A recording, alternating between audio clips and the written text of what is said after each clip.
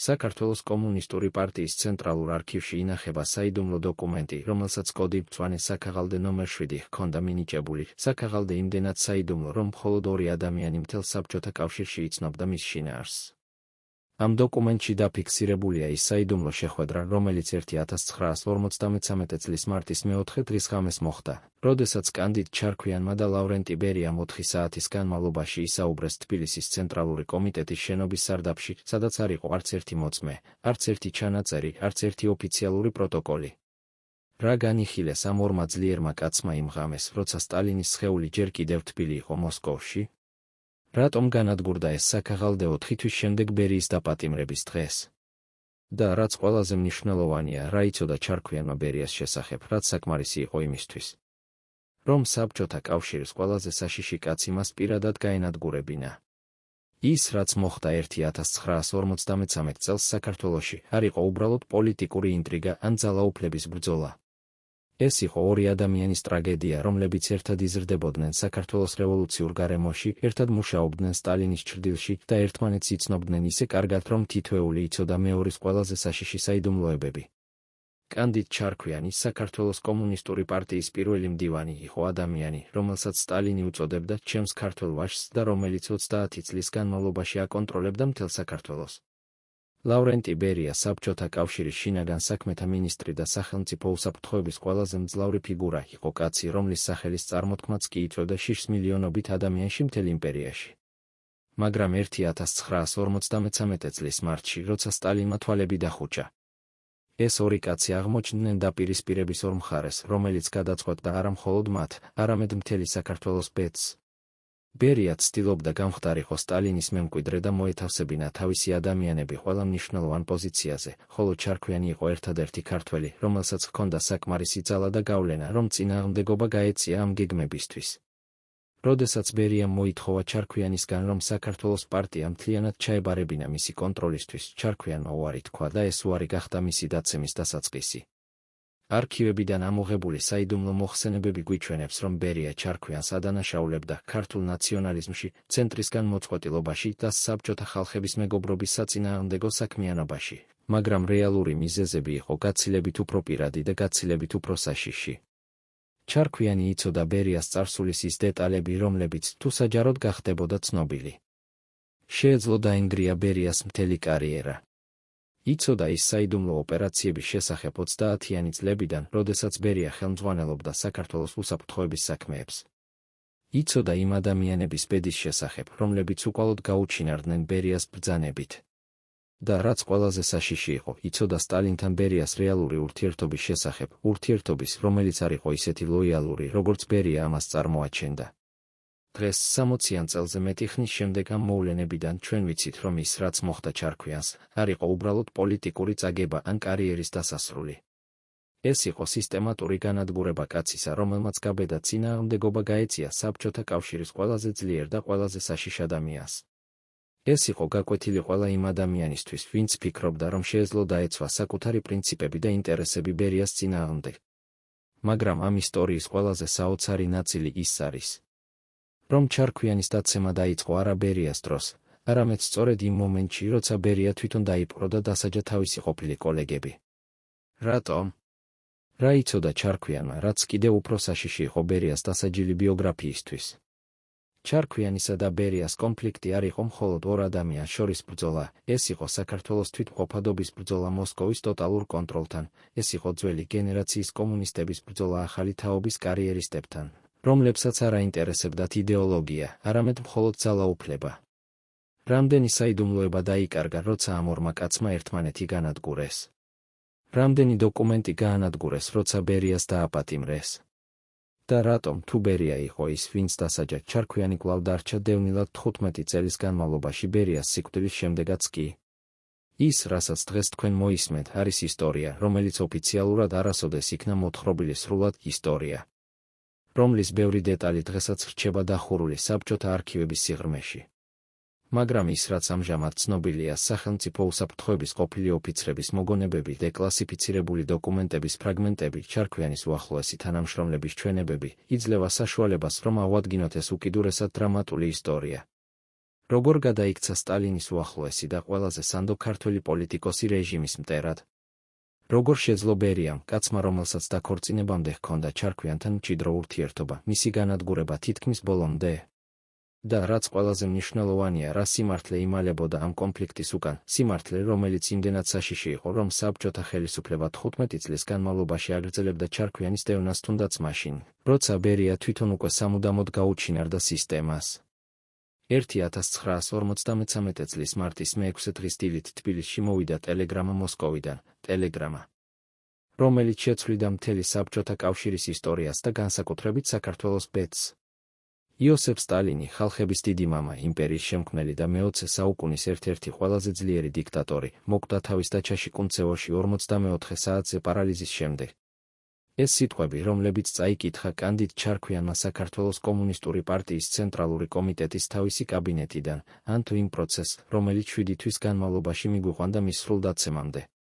მაგრამ სანამ ჩარქვიანი გაიგებდა, თუ რა საფრთხე ემუქრებოდა, პირველ რიგში მან უნდა გაუმკლავებოდა პირად ტრაგედიას, ადამიანის დაკარგვას, რომელსაც 15 წლის ასაკიდან იცნობდა და რომლის წინაშეც იგრძნო უპირობო ერთგულება თითქმის 30 წლის განმავლობაში. ჩარქვიანი მე-35 წელი იყო, როცა პირველად შეხვდა სტალინს 1921 წელს, ახალგაზრდა კომუნისტის სახით, რომელიც მხოლოდ იწყებდა თავის გზას პარტიული ნომენკლატურის რანგებში. სტალინი, რომელიც უკვე იყო საბჭოთა რუსეთის ერთ-ერთი ყველაზე გავლენიანი ფიგურა, მაშინ ეწვია თბილისს და ეძებდა ახალგაზრდა, ენერგიულ, განათლებულ ქართველებს, რომლებსაც შეეძლოთ საბჭოთა ხელისუფლების განმტკიცება საქართველოში. ჩარქვიანი, რომელიც უკვე იყო ცნობილი თავისი ორგანიზაციული უნარებით და დარწმუნებული მარქსისტული მრწამსით, მყისიერად მოიპოვა სტალინის ყურადღება. სტალინი დაინახა ამ ახალგაზრდა კაცში ის თვისებები, რომლებსაც აფასებდა: ლოიალობა, სიმტკიცე, უნარი შეესრულებინა ბრძანებები და, რაც ყველაზე მნიშვნელოვანი იყო, ქართული იდენტობა, რომელიც არ ეწინააღმდეგებოდა საბჭოთა იდეოლოგიას. იმ დღიდან დაიწყო ჩარქვიანის აღმავლობა საბჭოთა იერარქიაში, აღმავლობა, რომელიც პირდაპირ იყო დაკავშირებული სტალინის პატრონაჟთან. 1935 წელს, მხოლოდ 35 წლისა, ჩარქვიანი უკვე იყო საქართველოს კომუნისტური პარტიის ცენტრალური კომიტეტის მდივანი და 10 წლის შემდეგ, 1925 წელს, გახდა პარტიის პირველი მდივანი, ფაქტობრივად საქართველოს ყველაზე ძლიერი ადამიანი. ამ მთელი ხნის განმავლობაში სტალინი პირადად აკონტროლებდა ჩარქვიანის კარიერას, ურეკავდა მას საკითხებში, რომლებიც ეხებოდა საქართველოს მართვას და, რაც ყველაზე მნიშვნელოვანია, იცავდა მას პარტიის შიდა ინტრიგებისა და კონკურენტების თავდასხმებისგან.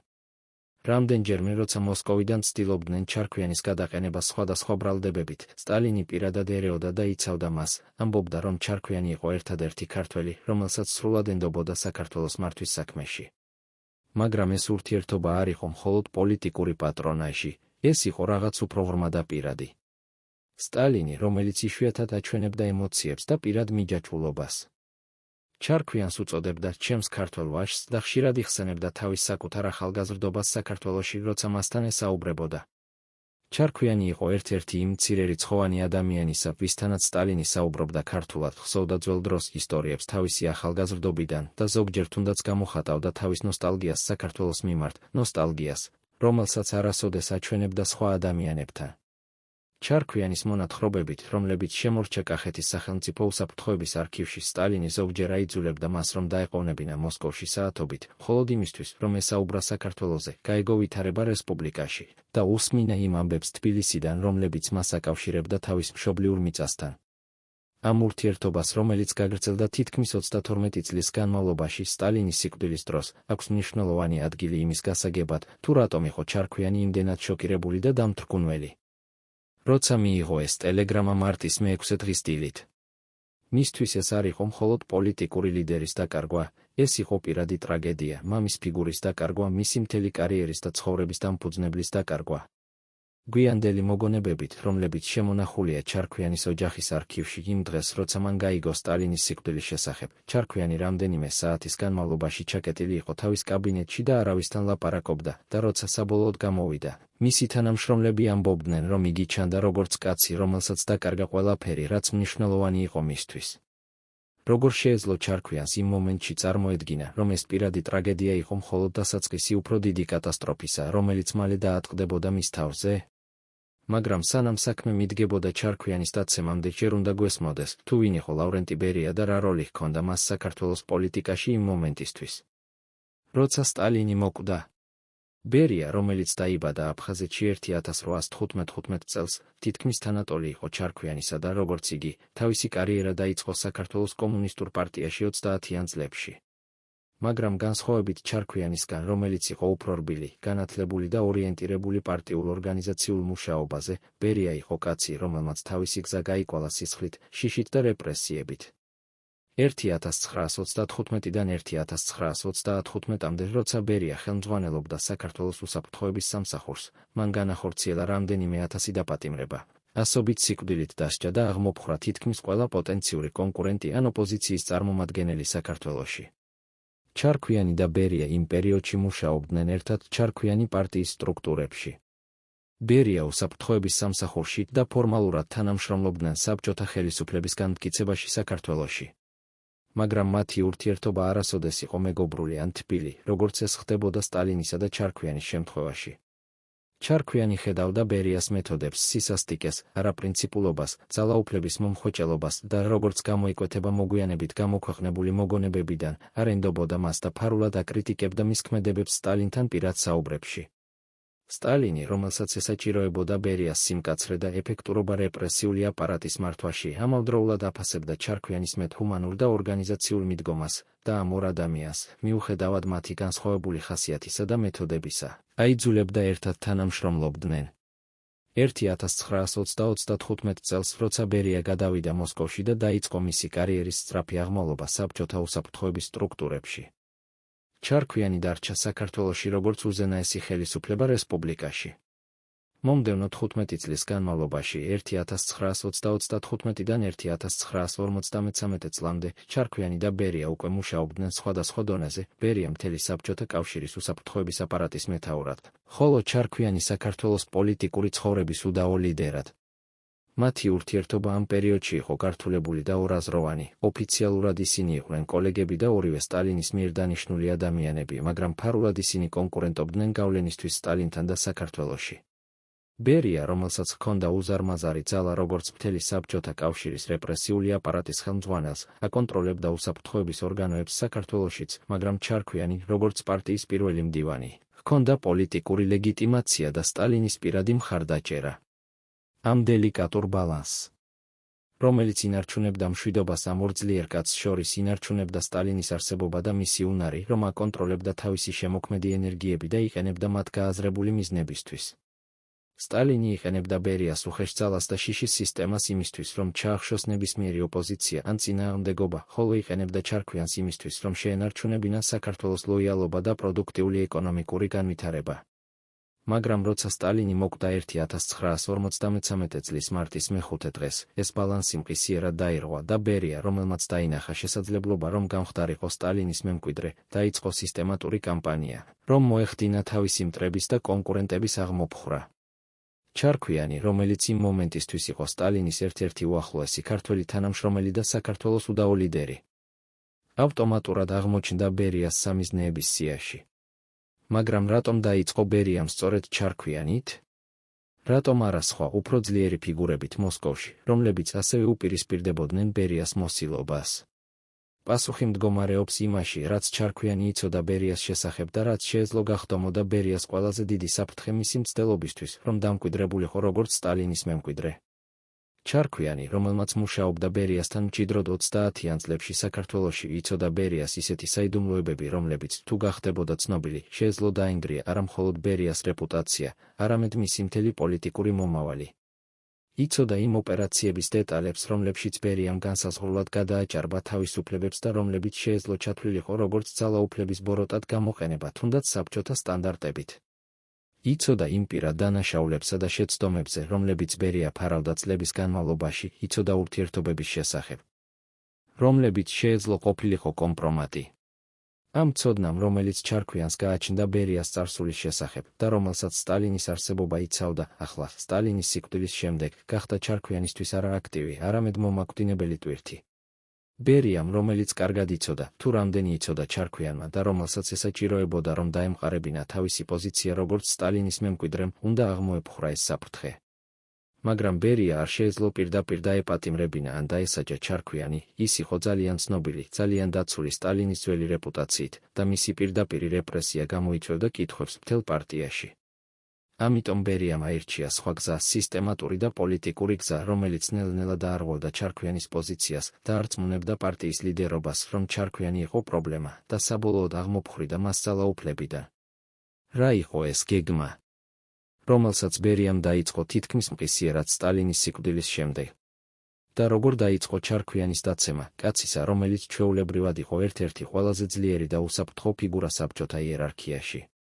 სტალინის დაკრძალვა მოხდა მარტის 11 დღეს, 1953 წელს, რედ სკვერზე მოსკოვში, მილიონობით ადამიანის თანდასწრებით, რომლებიც მოვიდნენ ცნობილი ლიდერის ბოლო გამოსამშვიდობებლად. ჩარქვიანი იყო იქ ოფიციალურ დელეგაციაში საქართველოდან და დგას მავზოლეუმის გვერდით, აკვირდებოდა როგორ ეშვებოდა სტალინის სხეული მიწაში, რაც დასცენდა მისი ცხოვრების ერთი ეპოქის დასასრულს. მაგრამ თუ ჩარქვიანი ფიქრობდა, რომ ეს იყო მხოლოდ პირადი ტრაგედია და რომ ცხოვრება გაგრძელდებოდა ჩვეულებრივ რიტმში, იგი მალე აღმოაჩენდა, რომ ფუნდამენტური ცვლილებები უკვე მოქმედებდა.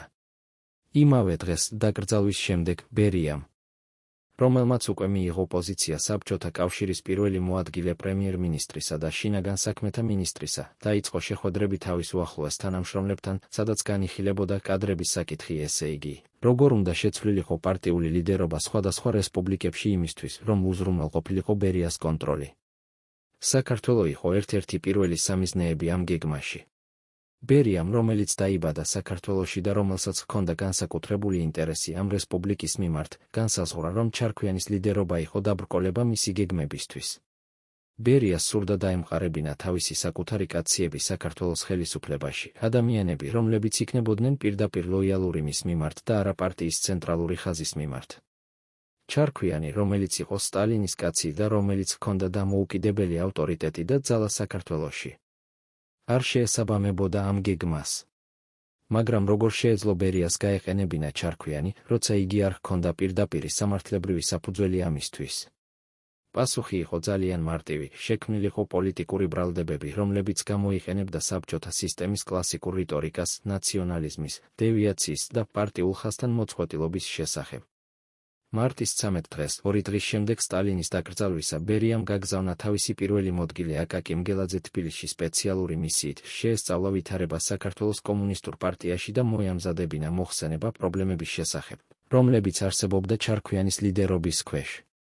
ეს მოხსენება, რომელიც შედგენილი იქნა მომდევნო 2 კვირის განმავლობაში და წარდგენილი იქნა ცენტრალურ კომიტეტში აპრილის დასაწყისში, იყო პირველი ოფიციალური დოკუმენტი, რომელშიც ჩარქვიანს აბრალებდნენ სერიოზულ პოლიტიკურ დანაშაულებში.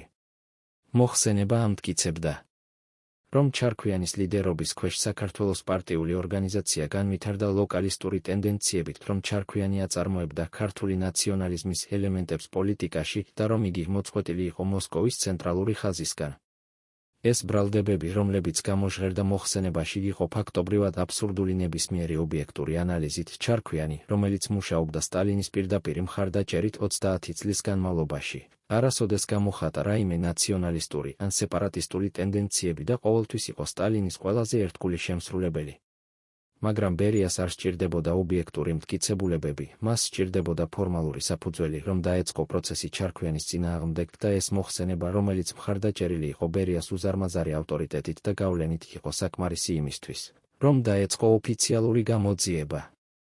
აპრილის 13 დღეს, ზუსტად 1 თვის შემდეგ სტალინის სიკვდილისა, ჩარქვიანმა მიიღო მოწვევა მოსკოვში, სადაც მას უნდა ემსჯელა ცენტრალურ კომიტეტთან იმ პრობლემების შესახებ, რომლებიც აღინიშნებოდა მოხსენებაში. რა ემუქრებოდა ჩარქვიანს ამ შეხვედრაზე? და როგორ პასუხობდა იგი იმ ბრალდებებს, რომლებიც, როგორც კარგად იცოდა, მოვიდა პირდაპირ ბერიასგან? აპრილის 13, 1953 წელი, ეს თარიღი ჩარქვიანისთვის გახდა დასაწყისი იმ ორდელის, რომელიც გაგრძელდებოდა შემდეგი 7 თვის განმავლობაში და დასრულდებოდა მისი სრული პოლიტიკური განადგურებით. როცა ჩარქვიანი შევიდა ცენტრალური კომიტეტის შენობაში მოსკოვში, სადაც უნდა გამართულიყო შეხვედრა პრეზიდიუმის წევრებთან, მან უკვე იცოდა, რომ ეს არ იყო ჩვეულებრივი სამუშაო შეხვედრა. მისი თანამშრომლები თბილისიდან უკვე აფრთხილებდნენ მას, რომ ბერია აქტიურად აგროვებდა მასალებს მის წინააღმდეგ, რომ მოსკოვში ვრცელდებოდა ჭორები საქართველოს პარტიული ორგანიზაციის პრობლემების შესახებ და რომ ზოგიერთი მაღალჩინოსანი უკვე საუბრობდა ჩარქვიანის შესაძლო გადაყენების შესახებ. მაგრამ ჩარქვიანი, რომელიც 30 წლის განმავლობაში იყო ერთ-ერთი ყველაზე ძლიერი და დაცული ფიგურა საბჭოთა იერარქიაში, ჯერ კიდევ არ აცნობიერებდა, თუ რამდენად სერიოზული იყო ის საფრთხე, რომელიც მას ემუქრებოდა. შეხვედრა დაიწყო საღამოს 6 საათზე და გაგრძელდა თითქმის 4 საათის განმავლობაში. დამსწრე იყვნენ გეორგი მალენკოვი, ვიაჩესლავ მოლოტოვი, ნიკიტა ხრუშჩოვი და, რა თქმა უნდა, ლავრენტი ბერია, ის 4 კაცი, რომლებიც სტალინის სიკვდილის შემდეგ ფაქტობრივად მართავდნენ საბჭოთა კავშირს. ჩარქვიანს წარუდგინეს მოხსენება, რომელიც შედგენილი იყო მგელაძის მიერ და სთხოვეს, რომ გაეცა ახსნა განმარტება იმ ბრალდებების შესახებ, რომლებიც მასში შეიცავდა. ჩარქვიანი, რომელიც იყო გამოცდილი პოლიტიკოსი და რომელმაც არაერთხელ გაიარა მსგავსი შეხვედრები წლების განმავლობაში, ცდილობდა დაეცვა თავისი პოზიცია და უარეხო ბრალდებები როგორც უსაფუძვლო და პოლიტიკურად მოტივირებული.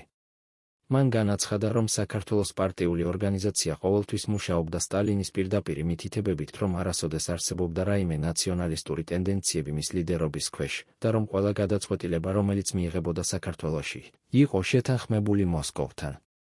მაგრამ ჩარქვიანის დაცვა, რამდენადაც ლოგიკური და დასაბუთებული არ უნდა ყოფილიყო, ვერ შეცვალა იმ გადაწყვეტილებას, რომელიც უკვე მიღებული იყო ბერიას მიერ.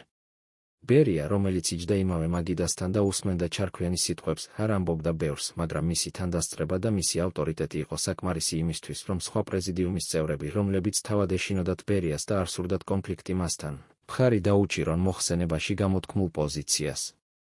შეხვედრის ბოლოს, მალენკოვმა, რომელიც იმ მომენტისთვის იყო ფორმალურად ყველაზე მაღალი ფიგურა საბჭოთა ხელისუფლებაში როგორც მინისტრთა საბჭოს თავმჯდომარე, განაცხადა, რომ საქართველოს პარტიულ ორგანიზაციაში არსებობდა სერიოზული პრობლემები, რომლებიც საჭიროებდა გამოსწორებას და რომ ცენტრალური კომიტეტი მოითხოვდა ჩარქვიანისგან, რომ მოეხდინა თვითკრიტიკა და კორექტირება თავისი მუშაობის მეთოდებში. ეს ფორმულირება, თვითკრიტიკა და კორექტირება იყო კლასიკური საბჭოთა ევფემიზმი, რომელიც ნიშნავდა, რომ პარტიული ლიდერობა უკვე მიიჩნევდა ჩარქვიანს დამნაშავედ და მოითხოვდა მისგან, რომ საჯაროდ აღიარა თავისი შეცდომები. ჩარქვიანი, რომელიც კარგად იცნობდა ამ სისტემის მუშაობის წესებს, გაიგო, რომ ეს იყო პირველი ნაბიჯი იმ პროცესში, რომელიც შეეძლო დასრულებულიყო მისი სრული გადაყენებით. მაგრამ რა შეეძლო მას გაეკეთებინა? სტალინი, რომელიც ყოველთვის იცავდა მას და რომლის ავტორიტეტი იყო საკმარისი იმისთვის, რომ შეეჩერებინა ნებისმიერი თავდასხმა ჩარქვიანის წინააღმდეგ, აღარ იყო ცოცხალი. ბერია, რომელიც ახლა იყო ერთ-ერთი ყველაზე ძლიერი კაცი საბჭოთა კავშირში, აშკარად გადაწყვიტა მისი განადგურება. და სხვა პრეზიდიუმის წევრები, რომლებიც თავად იბრძოდნენ ძალაუფლებისთვის ბერიასთან, არ იყვნენ დაინტერესებულნი იმით, რომ დაეცვათ ჩარქვიანი და შეექმნათ კონფლიქტი ბერიასთან. როცა ჩარქვიანი დაბრუნდა თბილისში აპრილის 15 დღეს, მან უკვე იცოდა, რომ მისი პოზიცია იყო სერიოზულ საფრთხეში. მან მოიწვია თავისი უახლოესი თანამშრომლები და უამბო მათ მოსკოვში მომხდარის შესახებ, და ისინი ერთად ცდილობდნენ გაეფიქრებინათ, თუ როგორ შეეძლოთ წინააღმდეგობის გაწევა ბერიას გეგმებისთვის. ზოგიერთი თანამშრომელი ურჩევდა ჩარქვიანს, რომ მიემართა პირდაპირ პრეზიდიუმის სხვა წევრებისთვის, მალენკოვისთვის ან ხრუშჩოვისთვის და ეცადა დაეყენებინა ისინი ბერიას წინააღმდეგ, მაგრამ ჩარქვიანი იცოდა, რომ ეს იყო საშიში სტრატეგია, რომელიც შეეძლო გამოეწვია კიდევ უფრო დიდი პრობლემები. სხვები ურჩევდნენ, რომ მოეხდინა თვითკრიტიკა, როგორც ეს მოითხოვდა მოსკოვი, და ეცადა შეენარჩუნებინა თავისი პოზიცია მცირე კომპრომისების ფასად, მაგრამ ჩარქვიანი ესმოდა, რომ ბერიას არ სჭირდებოდა მისი თვითკრიტიკა, მას სჭირდებოდა მისი სრული აღმოფხვრა. რატომ იყო ბერია იმდენად დაჟინებული ჩარქვიანის განადგურებაში? რა იმალებოდა ამ კონფლიქტის უკან, რაც აიძულებდა ბერიას, კაცს, რომელსაც ჰქონდა უზარმაზარი ძალა და რომელსაც შეეძლო აეღო ნებისმიერი პოზიცია საბჭოთა კავშირში, დაეხარჯა ამდენი ენერგია და რესურსი ერთი ადამიანის, ჩარქვიანის დასამარცხებლად? პასუხი, როგორც ეს გამოიკვეთება მოგვიანებით გამოქვეყნებული დოკუმენტებიდან და მოგონებებიდან, მდგომარეობდა არა მხოლოდ პოლიტიკურ კონკურენციაში, არამედ პირად შიშში იმისა, რომ ჩარქვიანი, რომელიც იცოდა ბერიას წარსულის ბევრი საიდუმლოება, შეეძლო გამოეყენებინა ეს ცოდნა ბერიას წინააღმდეგ იმ მომენტში, როცა ბერია ცდილობდა დამკვიდრებულიყო როგორც სტალინის მემკვიდრე. მაისის დასაწყისში 1953 წელს ბერიამ გააძლიერა თავისი კამპანია ჩარქვიანის წინააღმდეგ. მან გაგზავნა თბილისში სპეციალური კომისია, რომელიც უნდა ჩაეტარებინა ინსპექტირებას საქართველოს პარტიული ორგანიზაციის მუშაობისა და მოემზადებინა დეტალური მოხსენება ყველა იმ დარღვევების შესახებ, რომლებიც არსებობდა ჩარქვიანის ლიდერობის ქვეშ. ეს კომისია, რომელსაც ხელმძღვანელობდა ბერიას პირადი თანამშრომელი ვლადიმერ დეკანოზოვი, მუშაობდა თბილისში თითქმის 3 კვირის განმავლობაში და ესაუბრებოდა ასობით პარტიულ მუშაკს, ადგილობრივ ხელმძღვანელებს და სახელმწიფო ორგანოების წარმომადგენლებს. მათი მიზანი იყო მარტივი: მოეძიებინათ ნებისმიერი ფაქტი, ნებისმიერი დეტალი, რომელიც შეეძლო გამოყენებულიყო როგორც მტკიცებულება ჩარქვიანის დანაშაულებისა. მაგრამ რაც საინტერესოა, კომისიის მუშაობის პროცესში გამოიკვეთა, რომ ჩარქვიანის წინააღმდეგ რეალური მტკიცებულებების მოძიება იყო გაცილებით რთული, ვიდრე ბერია ელოდა. ჩარქვიანი, რომელიც მართავდა საქართველოს 30 წლის განმავლობაში, იყო ცნობილი როგორც ეფექტური, ორგანიზებული და შედარებით ჰუმანური ლიდერი საბჭოთა სტანდარტებით. მას არ ჰქონდა ის სისასტიკის და რეპრესიების რეპუტაცია, რომელიც ჰქონდა ბერიას, და საქართველოში მას ფართოდ პატივს სცემდნენ როგორც კაცს, რომელიც ცდილობდა დაეცვა რესპუბლიკის ინტერესები მოსკოვის ზეწოლის წინააღმდეგ. ბევრი ადამიანი, რომელთანაც ესაუბრა კომისია, უარყოფდა ბრალდებებს ჩარქვიანის წინააღმდეგ და ამტკიცებდა, რომ იგი იყო ერთგული პარტიის ხაზისა და რომ საქართველოს პარტიული ორგანიზაცია მუშაობდა კარგად მის ხელმძღვანელობის ქვეშ. ეს ფაქტი, რომ ჩარქვიანს ჰქონდა რეალური მხარდაჭერა საქართველოში და რომ მის წინააღმდეგ რთული იყო კონკრეტული მტკიცებულებების მოძიება, აიძულებდა ბერიას, რომ შეეცვალა თავისი სტრატეგია. თუ არ შეეძლო ჩარქვიანის დასაჯა კონკრეტული დანაშაულებისთვის, მაშინ უნდა შექმნილიყო ატმოსფერო, სადაც ჩარქვიანი გამოჩნდებოდა როგორც პოლიტიკურად არასანდო ფიგურა, როგორც კაცი, რომელიც დაკარგა კავშირი მასებთან, როგორც ლიდერი, რომელიც ვერ უმკლავდება თავის მოვალეობებს. ბერიამ დაიწყო სისტემატური კამპანია, რომელიც მიზნად ისახავდა ჩარქვიანის რეპუტაციის დისკრედიტაციას პარტიულ წრეებში, ვრცელდებოდა ჭორები მისი ავტორიტარული სტილის შესახებ, მისი მოწყვეტილობის შესახებ მოსკოვისგან, მისი გულნარობის შესახებ, რომ ეფექტურად მართოს რესპუბლიკა. მაისის 25 დღეს დეკანოზოვის კომისიამ წარადგინა თავისი საბოლოო მოხსენება ცენტრალურ კომიტეტში მოსკოვში. ეს მოხსენება, რომელიც შეიცავდა თითქმის 200 გვერდს, იყო დეტალური ანალიზი საქართველოს პარტიული ორგანიზაციის მუშაობისა და ჩარქვიანის ლიდერობის სტილისა. მოხსენება აკრიტიკებდა ჩარქვიანს მთელი რიგი საკითხებისთვის, კადრების არასწორი შერჩევისთვის, ლოკალისტური ტენდენციებისთვის, ცენტრალური ხაზის არასაკმარისი შესრულებისთვის, პარტიული დემოკრატიის დარღვევისთვის. მაგრამ რაც ყველაზე საინტერესოა, მოხსენება არ შეიცავდა არც ერთ კონკრეტულ ფაქტს, რომელიც დამტკიცებდა ამ ბრალდებებს, ყველაფერი იყო ფორმულირებული ზოგად ტერმინებში, რომლებიც შეეძლო ინტერპრეტირებულიყო სხვადასხვაგვარად. ეს იყო კლასიკური საბჭოთა მეთოდი პოლიტიკური დევნისა, შექმნილიყო ბრალდებები, რომლებიც ჟღერდა სერიოზულად, მაგრამ რომლებიც არ შეეძლო გაბათილებულიყო კონკრეტული მტკიცებულებებით, რადგან ისინი თავად არ ეფუძნებოდა კონკრეტულ ფაქტებს. ივნისის მეორე დღეს ცენტრალური კომიტეტის პრეზიდიუმმა გამართა სპეციალური სხდომა, სადაც განიხილებოდა დეკანოზოვის მოხსენება და საქართველოს საკითხი. ჩარქვიანი კვლავ იყო მოწვეული მოსკოვში და უნდა ესაუბრა თავის დაცვაზე. ამჯერად შეხვედრა იყო კიდევ უფრო დაძაბული და აგრესიული, ვიდრე აპრილში. ბერია, რომელიც ამჯერად აქტიურად მონაწილეობდა დისკუსიაში, პირდაპირ ადანაშაულებდა ჩარქვიანს იმაში, რომ იგი ქმნიდა თავის პირად იმპერიას საქართველოში, რომ არ ითვალისწინებდა მოსკოვის მითითებებს და რომ აწარმოებდა ქართულ ნაციონალიზმს. ჩარქვიანი ცდილობდა უპასუხოს ამ ბრალდებებს, მაგრამ ყოველი მისი სიტყვა იყო შეწყვეტილი ბერიას ან სხვა პრეზიდიუმის წევრების მიერ, რომლებიც ამტკიცებდნენ, რომ ჩარქვიანი არ იღებდა პასუხისმგებლობას და ცდილობდა გაამართლოს თავისი შეცდომები. შეხვედრის ბოლოს პრეზიდიუმმა მიიღო გადაწყვეტილება, რომელიც ფაქტობრივად ნიშნავდა ჩარქვიანის პოლიტიკური კარიერის დასასრულს. გადაწყდა, რომ საქართველოს კომუნისტური პარტიის ცენტრალურ კომიტეტში უნდა გამართულიყო სპეციალური პლენუმი, სადაც განიხილებოდა საქართველოს პარტიული ორგანიზაციის მუშაობის ხარვეზები და სადაც ჩარქვიანმა უნდა მოახდინოს თვითკრიტიკა თავისი შეცდომებისთვის. ეს გადაწყვეტილება, რომელიც ოფიციალურად ფორმულირებული იყო როგორც დახმარება საქართველოს პარტიული ორგანიზაციისთვის, რეალურად იყო ბრძანება ჩარქვიანის გადაყენებისთვის. საბჭოთა სისტემაში, როცა ცენტრალური კომიტეტი მოითხოვდა რესპუბლიკის პარტიული ლიდერისგან თვითკრიტიკას სპეციალურ პლენუმზე, ეს ყოველთვის ნიშნავდა, რომ ამ ლიდერის დღეები იყო დათვლილი. როგორ გრძნობდა თავს ჩარქვიანი, როცა დაბრუნდა თბილისში ივნისის მეხუთე დღეს და უნდა ემზადებინა თავისი თვითკრიტიკა იმ პლენუმისთვის, რომელიც უნდა გამართულიყო ივნისის ბოლოს. როგორ შეეძლო კაცს, რომელიც 30 წლის განმავლობაში იყო ერთ-ერთი ყველაზე ძლიერი და პატივცემული ფიგურა საბჭოთა იერარქიაში, დაეთანხმებინა იმ აზრს, რომ მას უნდა საჯაროდ აღიარა შეცდომები, რომლებიც რეალურად არ არსებობდა? და რა იყო ის საიდუმლო, რომელიც ბერია იმდენად ეშინოდა, რომ ჩარქვიანმა შეეძლო გამჟღავნებულიყო, რომ იგი იყო მზად წავიდეს ასეთ სიგრძეებამდე მისი განადგურებისთვის. ივნისის 35 დღეს 1953 წელს თბილისში გაიმართა საქართველოს კომუნისტური პარტიის ცენტრალური კომიტეტის პლენუმი, რომელიც შევიდა ისტორიაში როგორც ერთ-ერთი ყველაზე დრამატული და ტრაგიკული მოვლენა საქართველოს საბჭოთა პერიოდში.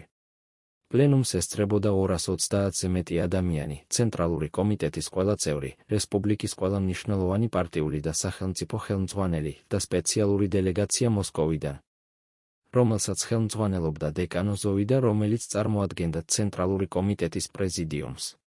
პლენუმის დღის წესრიგში იყო ერთი საკითხი საქართველოს კომუნისტური პარტიის ცენტრალური კომიტეტის მუშაობის ხარვეზების შესახებ და ამ ხარვეზების გამოსწორების ღონისძიებების შესახებ. პლენუმი დაიწყო დილის 10 საათზე და გაგრძელდა თითქმის 12 საათის განმავლობაში, შესვენებებით. პირველმა სიტყვით გამოვიდა დეკანო ზოვი, რომელმაც წაიკითხა მოხსენება მოსკოვის კომისიის მუშაობის შედეგების შესახებ. მოხსენება, რომელიც გაგრძელდა თითქმის 2 საათის განმავლობაში, იყო დეტალური კრიტიკა ჩარქვიანის ლიდერობისა და საქართველოს პარტიული ორგანიზაციის მუშაობისა. დეკანო ზოვი ამტკიცებდა, რომ ჩარქვიანის ლიდერობის ქვეშ საქართველოში განვითარდა კლანური სისტემა, სადაც პოზიციები ინაწილებოდა არა პროფესიონალიზმის, არამედ პირადი ერთგულების საფუძველზე. რომ ჩარქვიანი იზოლირებული იყო მასებისგან და არ ითვალისწინებდა პარტიის ცენტრალური ხაზის მითითებებს და რომ საქართველოს პარტიულ ორგანიზაციაში არსებობდა ლოკალისტური და ნაციონალისტური ტენდენციები. მოხსენების შემდეგ დაიწყო დისკუსია, სადაც გამოსვლის უფლება მიეცა ცენტრალური კომიტეტის წევრებს. რაც მოხდა შემდეგ იყო ერთ-ერთი ყველაზე მტკივნეული და ტრაგიკული მომენტი ჩარქვიანის ცხოვრებაში. ადამიანები, რომლებიც წლების განმავლობაში მუშაობდნენ მასთან ერთად, რომლებსაც ჩარქვიანი პირადად დანიშნა მათ პოზიციებზე, რომლებიც ხშირად ამბობდნენ მისი პატივისცემისა და მადლიერების სიტყვებს, ახლა ერთმანეთის შემდეგ დგებოდნენ ტრიბუნაზე და აკრიტიკებდნენ მას, ადანაშაულებდნენ მას სხვადასხვა შეცდომებში, ამტკიცებდნენ, რომ ჩარქვიანის ლიდერობა იყო ავტორიტარული, არაპრინციპული, მოწყვეტილი რეალობისგან. ზოგიერთი ამ ადამიანთაგანი რეალურად სჯეროდა იმას, რასაც ამბობდა. რადგან ისინი იყვნენ დაშინებულნი ბერიას ძალით და ფიქრობდნენ, რომ კრიტიკა ჩარქვიანისა იყო ერთადერთი გზა, რომ გადაერჩინათ თავიანთი კარიერები. მაგრამ ბევრი სხვა, როგორც ეს გამოიკვეთება მოგვიანებით, იძულებული იყო ამ კრიტიკისკენ ბერიას აგენტების მიერ, რომლებიც მუშაობდნენ საქართველოში და რომლებმაც პირდაპირ დაემუქრნენ ამ ადამიანებს, რომ თუ ისინი არ გამოვიდოდნენ ჩარქვიანის წინააღმდეგ, მათ თავად მოუწევდათ პასუხისმგებლობა.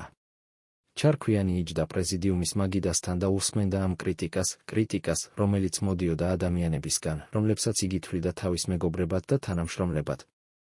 მოწმეების მოგონებებით, რომლებიც დამსწრე იყვნენ ამ პლენუმზე, ჩარქვიანი ჩანდა როგორც კაცი, რომელიც იყო სრულიად დამთრგუნველი და შოკირებული. მისი სახე იყო ფერმკრთალი, მისი ხელები ძრწოდა და ზოგჯერ ჩანდა, რომ იგი ცდილობდა რაღაც თქმას, მაგრამ სიტყვები არ გამოდიოდა. როდესაც საბოლოოდ მოვიდა მისი რიგი, რომ გამოსულიყო და ეპასუხა კრიტიკას, ჩარქვიანმა წაიკითხა მოკლე განცხადება, სადაც აღიარა, რომ შეიძლება არსებობდა ზოგიერთი ხარვეზი მის მუშაობაში და რომ იგი მზად იყო გაეთვალისწინებინა პარტიის კრიტიკა და გამოესწორებინა შეცდომები. მაგრამ ეს განცხადება, რომელიც იყო ფორმალური და ზოგადი, არ აკმაყოფილებდა დეკანო ზოვს და მოსკოვის დელეგაციას, რომლებიც მოითხოვდნენ უფრო კონკრეტულ და უფრო თვითკრიტიკულ განცხადებას. პლენუმის ბოლოს საღამოს 10 საათზე მიღებულ იქნა დადგენილება, რომელიც ფაქტობრივად ნიშნავდა ჩარქვიანის პოლიტიკური კარიერის დასასრულს. დადგენილება აკრიტიკებდა სერიოზულ ხარვეზებს საქართველოს კომუნისტური პარტიის ცენტრალური კომიტეტის მუშაობაში, ადანაშაულებდა ჩარქვიანს ლოკალისტურ ტენდენციებში და პარტიული დემოკრატიის დარღვევაში და მოითხოვდა გამოსწორების ღონისძიებების მიღებას. მაგრამ რაც ყველაზე მნიშვნელოვანი იყო, დადგენილება არ შეიცავდა პირდაპირ მოთხოვნას ჩარქვიანის გადაყენების შესახებ. ეს იყო ტაქტიკური ნაბიჯი ბერიას მხრიდან, რომელიც სურდა, რომ ჩარქვიანის გადაყენება მომხდარიყო არა როგორც რეპრესია, არამედ როგორც ნებაყოფლობითი გადაწყვეტილება თავად ჩარქვიანის მხრიდან. მომდევნო დღეებში, ივნისის ბოლოს და ივლისის დასაწყისში, ჩარქვიანზე გაძლიერდა ზეწოლა, რომ მას ნებაყოფლობით გადადგომოდა თავისი პოზიციიდან როგორც საქართველოს კომუნისტური პარტიის პირველი მდივანი. დეკანო ზოვი, რომელიც დარჩა თბილისში პლენუმის შემდეგ, პირადად ესაუბრებოდა ჩარქვიანს და ურჩევდა მას, რომ არ გაემწარებინა სიტუაცია და მიეღო პასუხისმგებლობა თავისი შეცდომებისთვის. ჩარქვიანი, რომელიც ესმოდა, რომ წინააღმდეგობა იყო უსარგებლო, საბოლოოდ დათანხმდა და ივლისის მე-10 დღეს წარადგინა თავისი განცხადება გადადგომის შესახებ. ეს განცხადება, რომელიც იყო ფორმულირებული როგორც პირადი თხოვნა ჯანმრთელობის მდგომარეობის გამო, რეალურად იყო იძულებითი გადადგომა ბერიას ზეწოლის შედეგად. ივლისის 12 დღეს საქართველოს კომუნისტური პარტიის ცენტრალურმა კომიტეტმა მიიღო ჩარქვიანის გადადგომა და დანიშნა ახალი პირველი მდივანი ვასილი მჟავანაძე. კაცი, რომელიც იყო ბერიას პირადი პროტეჟე და რომელიც უნდა უზრუნველყოფილიყო ბერიას სრული კონტროლი საქართველოზე. ჩარქვიანი, რომელიც 30 წლის განმავლობაში იყო საქართველოს უდავო ლიდერი, ახლა აღმოჩნდა როგორც კაცი ძალაუფლების გარეშე, როგორც დამარცხებული პოლიტიკოსი, რომელმაც დაკარგა ყველაფერი, რაც მნიშვნელოვანი იყო მისთვის. მაგრამ ეს არ იყო ჩარქვიანის ტრაგედიის დასასრული, ეს იყო მხოლოდ დასაწყისი კიდევ უფრო მძიმე პერიოდისა, რომელიც გაგრძელდებოდა მომდევნო 15 წლის განმავლობაში. რატომ გაგრძელდა ჩარქვიანის დევნა, თუნდაც მაშინ, როცა ბერია თვითონ დაიპყრო და დასაჯა რამდენიმე თვის შემდეგ? რა იყო ის საიდუმლოება, რომელიც ჩარქვიანმა იცოდა და რომელიც იმდენად საშიში იყო? რომ საბჭოთა ხელისუფლება აგრძელებდა მის იზოლაციას წლების განმავლობაში? და როგორ გადაურჩა ჩარქვიანი იმ პერიოდს, როცა ბევრი სხვა ვინც დაეჯახა ბერიას, უბრალოდ გაუჩინარდა სამუდამოდ? ივლისის 26 დღეს 1953 წელს, მხოლოდ 2 კვირის შემდეგ ჩარქვიანის გადადგომისა, მოხდა მოვლენა, რომელიც შეცვლიდა მთელი საბჭოთა კავშირის ისტორიას და, როგორც ჩანდა, უნდა შეეცვალა ჩარქვიანის ბედიც. ლავრენტი ბერია, კაცი, რომელიც ორგანიზებდა ჩარქვიანის დაცემას და რომელიც ცდილობდა დამკვიდრებულიყო როგორც სტალინის მემკვიდრე, დააპატიმრეს მინისტრთა საბჭოს სხდომაზე მოსკოვში. დაპატიმრება მოხდა მალენკოვის, ხრუშჩოვის და სხვა პრეზიდიუმის წევრების ორგანიზებით, რომლებმაც გადაწყვიტეს, რომ ბერია წარმოადგენდა ძალიან დიდ საფრთხეს მათთვის და რომ მისი აღმოფხვრა იყო აუცილებელი. ბერიას დაადანაშაულეს ხალხის მტრობაში, შპიონაჟში და საბჭოთა ხელისუფლების დამხობაში და დეკემბრის 23 დღეს. 6 თვის შემდეგ მისი დაპატიმრებისა იგი დასაჯეს სიკვდილით. ბერიას დაპატიმრებამ და დასჯამ გამოიწვია უზარმაზარი ცვლილებები მთელ საბჭოთა კავშირში. ათასობით ადამიანი, რომლებიც იყვნენ ბერიას თანამშრომლები ან პროტეჟეები, დააპატიმრეს, გადააყენეს ან დასაჯეს. საქართველოში მჟავანაძე, რომელიც დანიშნა ბერიამ ჩარქვიანის ნაცვლად, ასევე დააპატიმრეს და დასაჯეს როგორც ბერიას თანამზრახველი. ჩანდა, რომ ეს იყო იდეალური მომენტი ჩარქვიანისთვის, რომ დაბრუნებულიყო ძალაუფლებაში, ბერია, მისი მთავარი მტერი იყო განადგურებული და ბევრი ადამიანი, რომლებიც მონაწილეობდნენ ჩარქვიანის დაცემაში, თავად იყვნენ რეპრესირებულნი. მაგრამ რაც მოხდა იყო სრულიად მოულოდნელი და გაუგებარი, ჩარქვიანი არ დაბრუნდა ძალაუფლებაში, არ მიუღია რეაბილიტაცია და, პირიქით, მისი იზოლაცია და დევნა გაგრძელდა. რატომ? რა იყო ის მიზეზი, რომელიც აიძულებდა საბჭოთა ხელისუფლებას, რომ გაეგრძელებინა ჩარქვიანის დევნა, თუნდაც მაშინ, როცა ბერია, მისი მთავარი დევნის ორგანიზატორი, თვითონ იყო განადგურებული? პასუხი, როგორც ეს გამოიკვეთება მოგვიანებით გამოქვეყნებული დოკუმენტებიდან, მდგომარეობს იმაში, რომ ჩარქვიანის პრობლემა არ იყო მხოლოდ ბერიასთან მისი კონფლიქტი, მისი პრობლემა იყო ის, რაც იგი იცოდა ბერიას შესახებ და რაც, თუ გახდებოდა ცნობილი, შეეძლო დაენგრია არა მხოლოდ ბერიას რეპუტაცია, არამედ მთელი საბჭოთა სისტემის ლეგიტიმაცია. ჩარქვიანი იცოდა დეტალები იმ ოპერაციების შესახებ, რომლებიც ბერიამ განახორციელა 30-იან და 50-იან წლებში საქართველოში და მთელ საბჭოთა კავშირში, ოპერაციები, რომლებიც შეიცავდა უკანონო დაპატიმრებებს, წამებას, ყალბბრალდებებს და მასობრივ რეპრესიებს. იცოდა იმ ადამიანების სახელები, რომლებიც თანამშრომლობდნენ ბერიასთან ამ ოპერაციებში, ადამიანები, რომლებიდან ბევრი ჯერ კიდევ იყო ძალაუფლებაში ბერიას დაპატიმრების შემდეგაც. ახალი საბჭოთა ლიდერობა, მალენკოვი, ხრუშჩოვი და სხვები, რომლებმაც ორგანიზება გაუკეთეს ბერიას დაპატიმრებას, არ სურდათ, რომ ეს ინფორმაცია გახდომოდა საჯარო, რადგან ეს შეეძლო გამოეწვია კითხვები მათი საკუთარი როლის შესახებ იმ რეპრესიებში, რომლებიც მოხდა სტალინის ეპოქაში. ისინი სურდათ, რომ ბერია წარმოჩენილიყო როგორც ინდივიდუალური დამნაშავე, როგორც ხალხის მტერი, რომელიც მოქმედებდა დამოუკიდებლად და რომლის დანაშაულები არ იყო დაკავშირებული მთელ სისტემასთან. ჩარქვიანი, რომელიც იცოდა სიმართლე და რომელსაც შეეძლო დაემტკიცებინა, რომ ბერიას დანაშაულები იყო ნაწილი უფრო ფართო სისტემისა, წარმოადგენდა საფრთხეს ამ ნარატივისთვის. ამიტომ გადაწყდა, რომ ჩარქვიანი უნდა დარჩენილიყო იზოლირებული და დევნილი, რომ მას არ ჰქონოდა პლატფორმა, საიდანაც შეეძლო ესაუბრა და გაემჟღავნებინა ის, რაც იცოდა. 1954-დან 1968 წლამდე, თითქმის 15 წლის განმავლობაში, ჩარქვიანი ცხოვრობდა როგორც პოლიტიკური იზოლირებული ადამიანი. მას არ ჰქონდა ოფიციალური პოზიცია, არ ჰქონდა უფლება, რომ ესაუბრა საჯაროდ და იყო მუდმივი მეთვალყურეობის ქვეშ სახელმწიფო უსაფრთხოების ორგანოებისგან. მას ენიშნებოდა მცირე პენსია, რომელიც ძლივს ყოფნიდა საარსებოდ და იგი ცხოვრობდა მცირე ბინაში თბილისის გარეუბანში, სადაც იშვიათად სტუმრობდნენ მისი ძველი მეგობრები და თანამშრომლები, რომლებიც თავად ეშინოდათ, რომ ასოციაცია ჩარქვიანთან შეეძლო დაეზიანებინათ მათი კარიერები. ჩარქვიანი ცდილობდა დაეწერა მემუარები, სადაც აღწერდა თავის ცხოვრებას და კარიერას, მაგრამ ეს მემუარები არასოდეს გამოქვეყნდა მის სიცოცხლეში, რადგან ცენზურა კრძალავდა ნებისმიერ პუბლიკაციას, რომელიც შეეძლო შეეხო სენსიტიურ თემებს სტალინის ეპოქიდან. მხოლოდ 1968 წელს. 15 წლის შემდეგ მისი გადადგომისა ჩარქვიანმა მიიღო ნაწილობრივი რეაბილიტაცია, მას დაუბრუნდა პარტიული წევრობა და მიენიჭა პატივსაცემი პენსია, მაგრამ არასოდეს დაუბრუნდა ძალაუფლება და არასოდეს მიუღია ოფიციალური აპოლოგია იმ ბრალდებებისთვის, რომლებიც წარედგინა მის წინააღმდეგ 1953 წელს. ჩარქვიანი გარდაიცვალა 1974 წელს 81 წლის ასაკში, როგორც დავიწყებული და იზოლირებული კაცი, რომლის ისტორია არასოდეს იქნა სრულად მოთხრობილი მის სიცოცხლეში. დღეს, 6 ათეული წლის შემდეგ ამ მოვლენებიდან ჩარქვიანისა და ბერიას კონფლიქტი რჩება ერთ-ერთ ყველაზე საინტერესო და ამავე დროს ყველაზე ნაკლებად შესწავლილ ეპიზოდად საბჭოთა ისტორიაში. რა იყო ის საიდუმლოება, რომელიც ჩარქვიანმა იცოდა ბერიას შესახებ და რომელიც იმდენად საშიში იყო, რომ საბჭოთა ხელისუფლება 15 წლის განმავლობაში აგრძელებდა მის იზოლაციას? რამდენი დოკუმენტი და მტკიცებულება განადგურდა? როცა ბერიას დააპატიმრეს და როცა მისი არქივები გაანადგურეს? და რამდენი სხვა ადამიანი მსგავსი ჩარქვიანისა იყო დევნილი და განადგურებული იმიტომ, რომ ისინი იცოდნენ ძალიან ბევრი იმ სისტემის შესახებ, რომელიც მართავდა საბჭოთა კავშირს? ჩარქვიანის ტრაგედია არის არა მხოლოდ ერთი ადამიანის ისტორია, ეს არის ისტორია იმ სისტემის შესახებ, რომელიც ანადგურებდა თავის საკუთარ შვილებს, როცა ისინი ხდებოდნენ საფრთხე მისი საიდუმლოებებისთვის. ეს არის ისტორია იმის შესახებ, თუ როგორ შეიძლება ძალაუფლება და შიში გადააქციოს ადამიანები, რომლებიც ერთად მუშაობდნენ და ერთად იზიარებდნენ იდეალებს, მტრებად და დევნის ორგანიზატორებად. და რაც ყველაზე მნიშვნელოვანია, ეს არის ისტორია იმის შესახებ, თუ როგორ რჩება ზოგიერთი სიმართლე დამალული წლების და 10 წლეულების განმავლობაში, რადგან ის სიმართლე არის ძალიან საშიში იმათთვის, ვინც ხელისუფლებაშია. 1953 წლის აგვისტოში. როცა ჩარქვიანი უკვე იყო გადაყენებული და იზოლირებული, მოსკოვში მიმდინარეობდა პროცესები, რომლებიც კიდევ უფრო ართულებდა მის მდგომარეობას.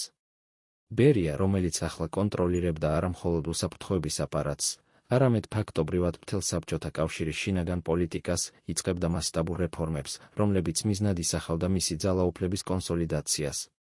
მან ინიცირება გაუკეთა 10,000-ობით პოლიტიკური პატიმრის გათავისუფლებას გულაგიდან, ნაბიჯი, რომელიც უნდა გაეზარდა მისი პოპულარობა და წარმოეჩინა იგი როგორც რეფორმატორი.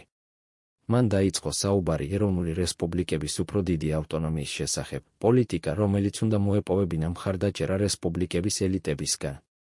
მან თუნდაც განიხილავდა გერმანიის გაერთიანების შესაძლებლობას და საბჭოთა კავშირის გარე პოლიტიკის ლიბერალიზაციას. მაგრამ ამ რეფორმების უკან იმალებოდა ბერიას რეალური მიზანი, მოეხდინა ძველი სტალინური ელიტის სრული ჩანაცვლება თავისი ადამიანებით, რომლებიც იქნებოდნენ პირდაპირ ლოიალური მის მიმართ.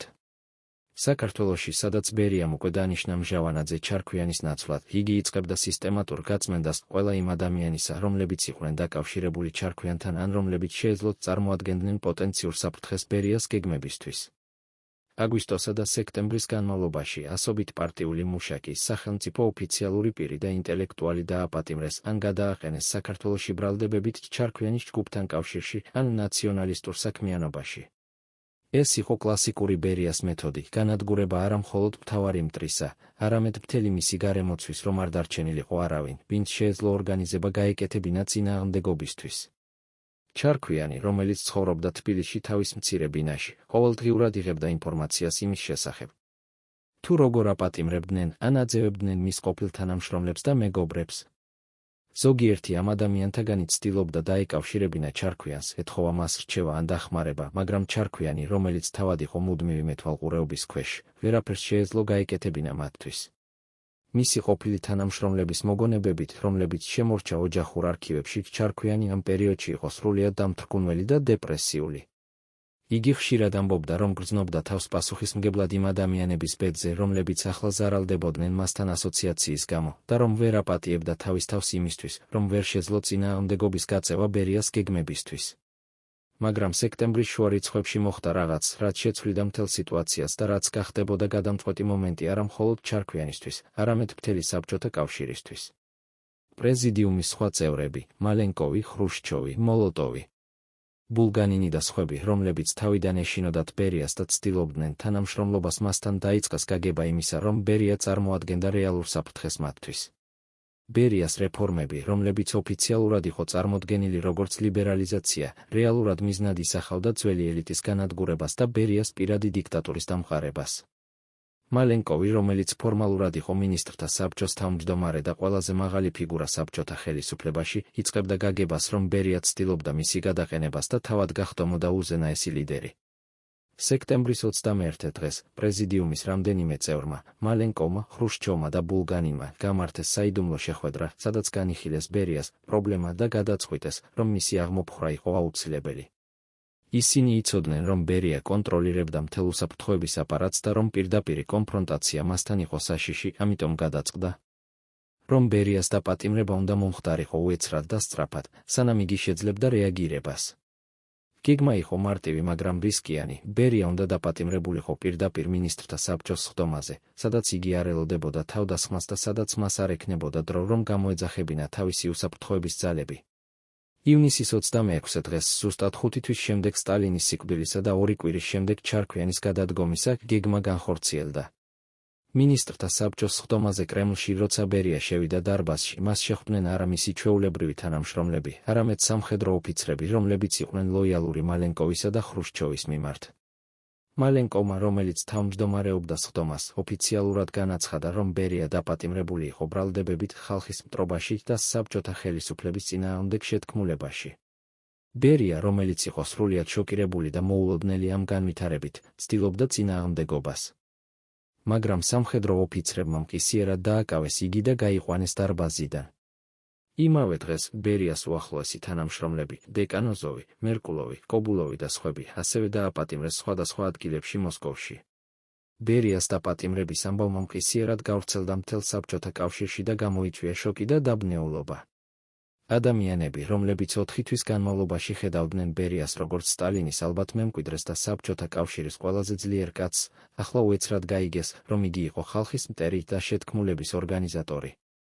საქართველოში, სადაც ბერია იყო დაბადებული და სადაც მას ჰქონდა განსაკუთრებული გავლენა, მისი დაპატიმრება გამოიწვია კიდევ უფრო დიდი შოკი. შევანაძე, რომელიც დანიშნა ბერიამ ჩარქვიანის ნაცვლად მხოლოდ 2 კვირის წინ, მყისიერად გაიგო, რომ მისი პოზიცია იყო საფრთხეში და ცდილობდა დაეშორებინა თავი ბერიასთან ასოციაცია. ჩარქვიანისთვის, რომელიც ისმენდა ამ ამბებს თბილისში. ბერიას დაპატიმრება იყო ერთდროულად შვება და ახალი შფოთვის წყარო. ერთი მხრივ, კაცი, რომელიც ორგანიზება გაუკეთა მის დაცემას და რომელიც განადგურებდა მის ყოფილ თანამშრომლებს, ახლა თავად იყო დაპატიმრებული და ელოდა სასამართლოს. ეს ნიშნავდა, რომ ბერიას ძალა იყო დამსხვრეული და რომ შესაძლოა იყო შანსი ჩარქვიანის რეაბილიტაციისთვის. მაგრამ მეორე მხრივ, ჩარქვიანი იცოდა, რომ ბერიას დაპატიმრება არ ნიშნავდა ავტომატურად მის დაბრუნებას ძალაუფლებაში. პირიქით, იგი ეშინოდა, რომ ახალი ხელისუფლება, მალენკოვი და ხრუშჩოვი, შესაძლოა არ იყვნენ დაინტერესებულნი იმით, რომ დაებრუნებინათ ჩარქვიანი, რადგან ჩარქვიანი იცოდა ძალიან ბევრი არა მხოლოდ ბერიას, არამედ მთელი სტალინური სისტემის შესახებ. რა იყო ის ცოდნა, რომელიც ჩარქვიანს გააჩნდა და რომელიც იმდენად საშიში იყო საბჭოთა ხელისუფლებისთვის?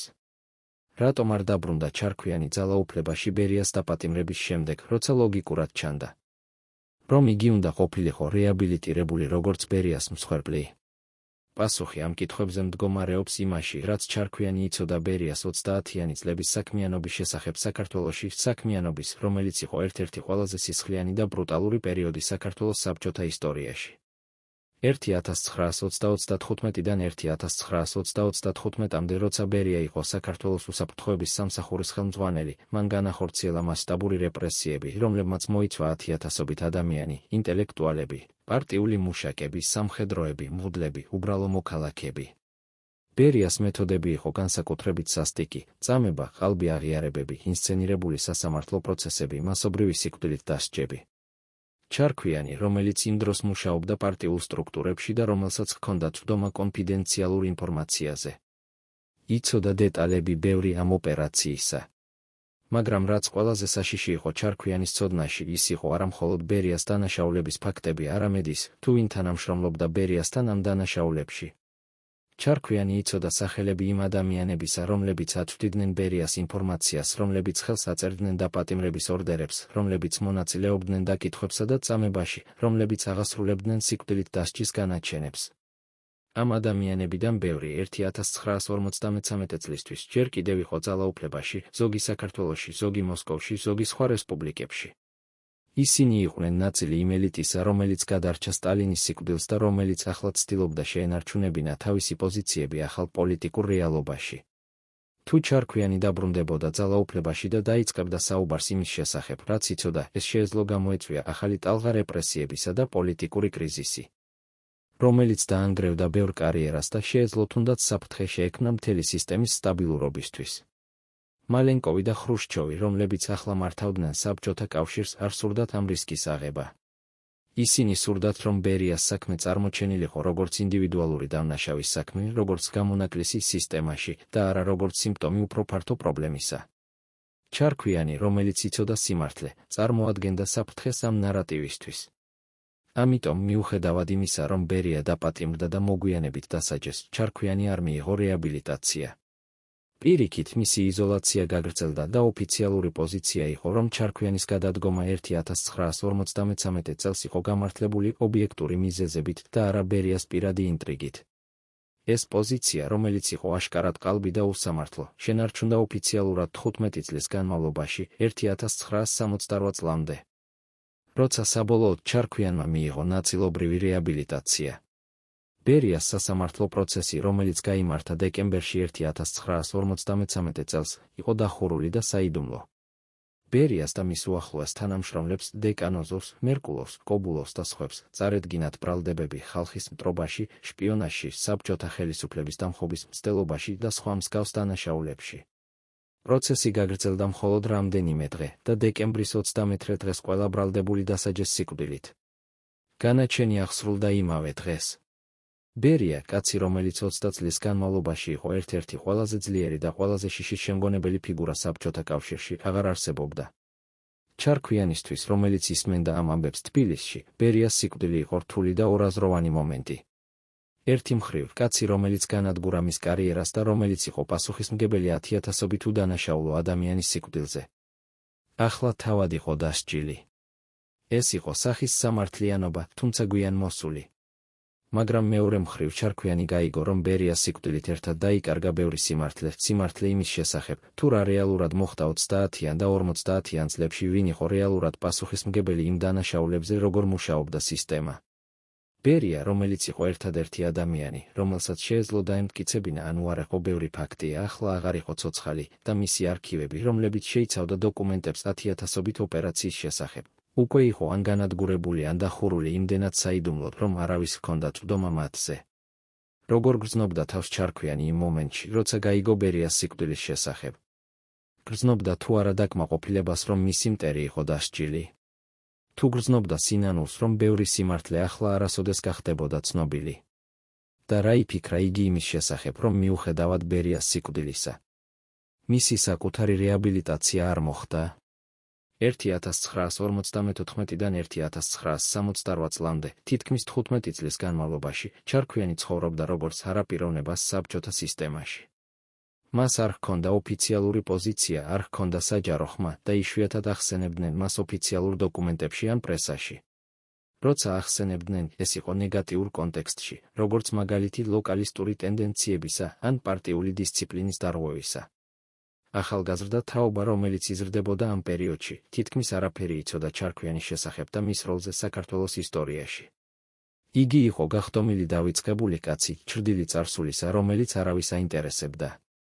მაგრამ ჩარქვიანი არ იყო მთლიანად იზოლირებული. მას ჰყავდა მცირე წრე ძველი მეგობრებისა და თანამშრომლებისა, რომლებიც ჯერ კიდევ ახსოვდათ იგი და რომლებიც ზოგჯერ სტუმრობდნენ მას ამ ადამიანებთან საუბრებში. ჩარქვიანი ხშირად იხსენებდა ძველ დროს, ამბობდა ისტორიებს სტალინთან თავისი შეხვედრებიდან, საუბრობდა იმ პროექტებზე, რომლებიც განახორციელა საქართველოში და ზოგჯერ თუნდაც აკრიტიკებდა იმას, რაც მოხდა მის შემდეგ. მაგრამ იგი იშვიათად საუბრობდა ბერიაზე ან იმ რეალურ მიზეზებზე, რის გამოც მოხდა მისი დაცემა. ეს თემა იყო ძალიან მტკივნეული და ძალიან საშიში, რომ ღიად განეხილა. 1955 წელს, როცა დაიწყო ის, რასაც მოგვიანებით უწოდებდნენ ხრუშჩოვის ყინულის დნობას, პერიოდი, როცა საბჭოთა ხელისუფლება დაიწყო სტალინური რეპრესიების კრიტიკა და ზოგიერთი მსხვერპლის რეაბილიტაცია, ჩარქვიანმა იმედი გაიღვიძა, რომ შესაძლოა მოხდებოდა მისი რეაბილიტაციაც. 1956 წელს ხრუშჩოვმა გამოსვლა გააკეთა კომუნისტური პარტიის მეოცეხრილობაზე, სადაც აკრიტიკა სტალინის პიროვნების კულტი და განაცხადა, რომ ბევრი რეპრესია, რომელიც მოხდა სტალინის ეპოქაში, იყო უსამართლო და უკანონო. ეს გამოსვლა, რომელიც შევიდა ისტორიაში როგორც საიდუმლო მოხსენება, გახდა დასაწყისი მასშტაბური რეაბილიტაციის კამპანიისა, რომელმაც მოიცვა 10,000-ობით ადამიანი, რომლებიც იყვნენ რეპრესირებულნი სტალინის დროს. ჩარქვიანმა, როცა გაიგო ამ მოხსენების შესახებ, წერილი გაუგზავნა ცენტრალურ კომიტეტს მოსკოვში, სადაც თხოვდა თავისი საქმის გადახედვას და რეაბილიტაციას. მან განმარტა, რომ მისი გადადგომა 1953 წელს იყო ბერიას პირადი ინტრიგის შედეგი და რომ ბრალდებები, რომლებიც წარედგინა მის წინააღმდეგ, იყო უსაფუძვლო და პოლიტიკურად მოტივირებული. მაგრამ ეს წერილი, როგორც ბევრი სხვა მსგავსი წერილი, რომლებიც ჩარქვიანმა გაგზავნა მომდევნო წლების განმავლობაში, არ მიიღო პოზიტიური პასუხი. ცენტრალური კომიტეტის პოზიცია იყო, რომ ჩარქვიანის საქმე იყო რთული და რომ მისი რეაბილიტაცია მოითხოვდა დამატებით შესწავლას. რატომ იყო ჩარქვიანის საქმე რთული? რატომ არ მოხდა მისი რეაბილიტაცია იმავე დროს, როცა 10,000-ობით სხვა ადამიანი იღებდა რეაბილიტაციას? პასუხი, როგორც ეს გამოიკვეთება მოგვიანებით, მდგომარეობდა იმაში, რომ ჩარქვიანის რეაბილიტაცია მოითხოვდა ოფიციალურ აღიარებას იმისა, რომ ბერია პირადად ორგანიზებდა მის დაცემას, და ეს აღიარება შეეძლო გამოეწვია კითხვები იმის შესახებ, თუ რატომ არ შეაჩერა სხვა პარტიულმა ლიდერებმა ბერია იმ დროს, როცა იგი ახორციელებდა ამ ინტრიგას. ეს შეეძლო გამოეწვია კითხვები იმის შესახებ, თუ რა იცოდა ჩარქვიანმა ბერიას შესახებ და რატომ არ გამოიყენა ეს ცოდნა ბერიას წინააღმდეგ. ეს შეეძლო გახსნა პანდორას ყუთი, რომელიც საბჭოთა ხელისუფლება სურდა დარჩენილიყო დახურული. ამიტომ ჩარქვიანი გაგრძელდა ცხოვრება როგორც იზოლირებული და დავიწყებული კაცი, მიუხედავად იმისა, რომ ხრუშჩოვის ყინულის დნობა აძლევდა იმედს 10,000-ობით სხვა ადამიანს. მისი ცხოვრება ამ პერიოდში იყო მონოტონური და მარტოხელა, იგი კითხულობდა, წერდა თავის მემუარებს, რომლებიც არასოდეს გამოქვეყნდა და იშვიათად გადიოდა თავისი ბინიდან. მისი ჯანმრთელობა, რომელიც არასოდეს იყო ძლიერი, ნელ-ნელა უარესდებოდა და ექიმები ამბობდნენ, რომ სტრესი და დეპრესია, რომელიც მან განიცადა წლების განმავლობაში, ახდენდა სერიოზულ გავლენას მის ფიზიკურ მდგომარეობაზე. მხოლოდ 1968 წელს, 15 წლის შემდეგ მისი გადადგომისა და 5 წლის შემდეგ ხრუშჩოვის საიდუმლო მოხსენებისა, ჩარქვიანმა საბოლოოდ მიიღო ნაწილობრივი რეაბილიტაცია. მას დაუბრუნდა პარტიული წევრობა, რომელიც ჩამორთმეული ჰქონდა 1953 წელს და მიენიჭა პატივსაცემი პენსიონერის სტატუსი, რაც ნიშნავდა უფრო მაღალ პენსიას და ზოგიერთ პრივილეგიას. მაგრამ ეს რეაბილიტაცია იყო მხოლოდ ნაწილობრივი, არ იყო ოფიციალური აღიარება იმისა, რომ ბრალდებები მის წინააღმდეგ 1953 წელს იყო უსაფუძვლო, არ იყო აპოლოგია იმ უსამართლობისთვის, რომელიც მას განიცადა და, რაც ყველაზე მნიშვნელოვანია, არ იყო დაბრუნება ძალაუფლებაში ან საჯარო აღიარება მისი წვლილისა საქართველოს განვითარებაში.